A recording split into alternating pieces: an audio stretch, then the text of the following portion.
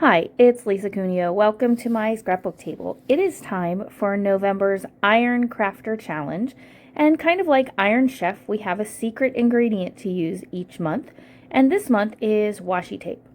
So there's a picture of just some of the supplies I'm going to use today, and here's the washi tape. I don't have a lot of washi tapes. I got rid of a bunch about a year ago because I just wasn't using them. I kept some that are all in blues and grays because I tend to use those colors a lot.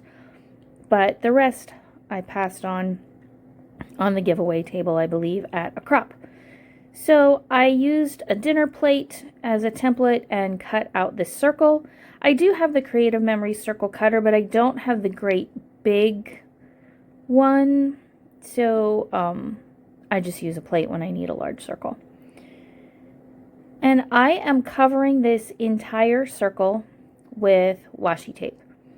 And the only thing that I did on purpose was I tried not to put two light colored washi tapes together, because then they sort of ran together and you couldn't tell the difference without looking too close. Like here, when I started to lay this down, I'm like, oh, those borders are really similar in color, pretty light. So I just separated them with a little darker one. And I do have about 3 different widths of washi on here. And once it's all covered, I grab a little bit smaller bowl from my kitchen, trace around that, and I cut that out. I was careful as I cut, but I didn't worry about perfection because I knew I was going to grab my ever-present edge distressor and scuff up the edges. So little imperfections would not matter. If you do not have an edge distressor, put this one on your Christmas list. I love this edge distressor. It handles fine paper, thick paper. It's easy to hold on to. I don't get any commission from MK, don't think that. But her shop has great unique stuff, and her edge distressor is wonderful. So now I have the circle, and I cut it. I probably cut about a quarter to a third down the center. I had this scrap of paper in my blue bin, and I wanted to use it as a mat for a photo, but it wasn't, I didn't want the globes showing up quite so much, so I just used a blue ink and covered those up. I did color in those houses and thought I was going to use them, but I did not. I did something else. So these photos are, we got new windows and a sliding glass door in the main floor of our house a few weeks ago.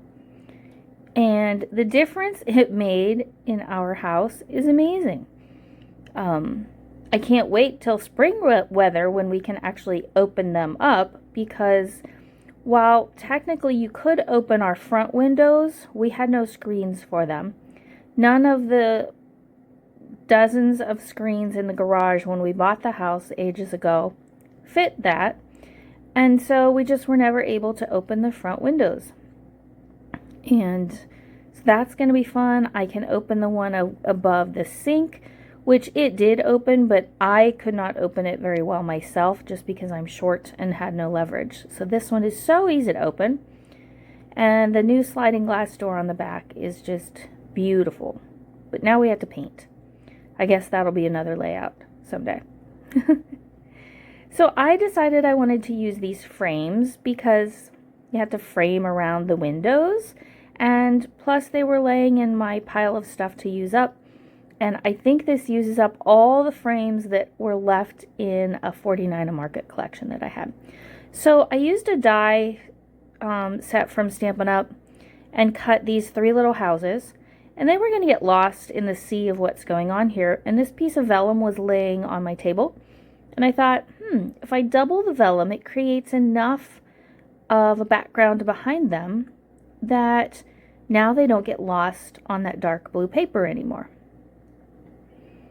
It was not planned at all. I just saw them and decided that's what I was going to do.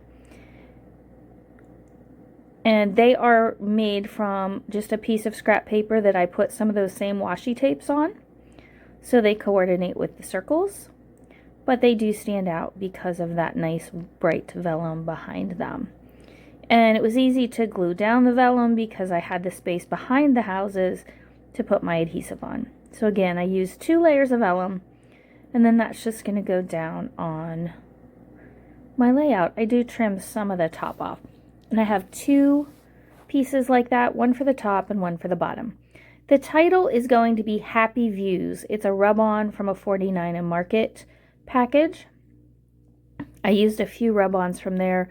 You'll see in the pictures at the end probably that I added some rub-ons to the frames.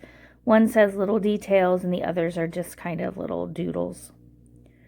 So I actually put this title piece on some vellum and lifted that off, and that piece I'll cut out and it will go in the embellishment cluster of the houses.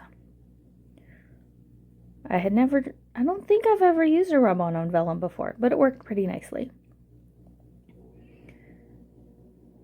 And I thought I might use this word that says awesome, but I ended up not using that.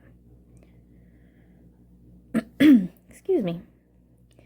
In the description box below, I will have a link so that you can see the others who are playing along with the Iron Crafter Challenge and see what they do with washi tape today. I was really happy to think of this idea and use a lot of my washi tape. One I used completely and was able to throw away. 2 others are pretty close to being done, so that's a good feeling. And in fact, I may use them while they're still out and just create a few backgrounds for cards. Now that I know it will work, and I could cut out some little houses as well to use on something. Then I was just testing behind there to see if my white gel pen was going to work to do just the little bit of journaling that I wrote. All I did was write, Costco sells windows? Who knew? I wish we had done this years ago. And the living room looks so much brighter with this window and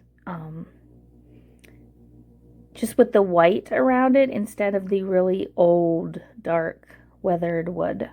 And it wasn't nice, pretty old wood. It was just old wood. So then I decided a couple things. I was trying to figure out how to adhere the Happy Views title down, because right now it's just sitting there. But I ended up using a tiny bit of glue behind it and adding a little heart sticker. These heart stickers are gold, and there's gold in some of the washi tape, so that works out nicely. And then it was just looking too plain to me. So I used some indigo rub-ons from 49 and Market to fill in some of the gaps. And as I'm sitting here looking at the finished page on camera, I think I see where I will add a little bit more at the middle of the top between the large circle and the title. I think I'll put a little bit more rub on there. I have still over half a sheet of that one, so I have space or those supplies to do that. And even though it's blue on blue, they do show up nicely, and I think it just breaks up the cardstock a little bit. In a moment, there will be still shots here. Thank you, Tara, who organizes the Iron Crafter Challenge every month. And thank you to my viewers. I really appreciate you coming to watch. If you like the video, I would love a thumbs up. It's encouraging to see those. And when you watch other creators, please hit the thumbs up. It doesn't really take any time or effort, and it's encouraging to the people making the content. I'd love to hear from you in the comments as well if you have something to say. If you like to use washi tape, what is your favorite way to use it? And do you have a ton of washi tape, or are you like me and just have a little bit? So the still shots will be coming up in just a moment. I hope you have a great day. I'm really grateful that you took time to watch my video, and I hope that you have time in your craft room to scrapbook something very soon. Here's the still shots. Bye-bye.